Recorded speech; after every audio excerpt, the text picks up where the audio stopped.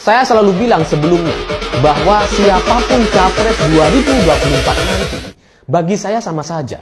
Yang penting bukan Anies Baswedan, karena orang ini tidak pernah pantas untuk maju sebagai capres.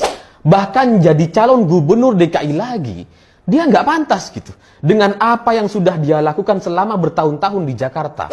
Mempertontonkan kebodohan, kebohongan, dan kemunafikan di hadapan publik tanpa rasa bersalah.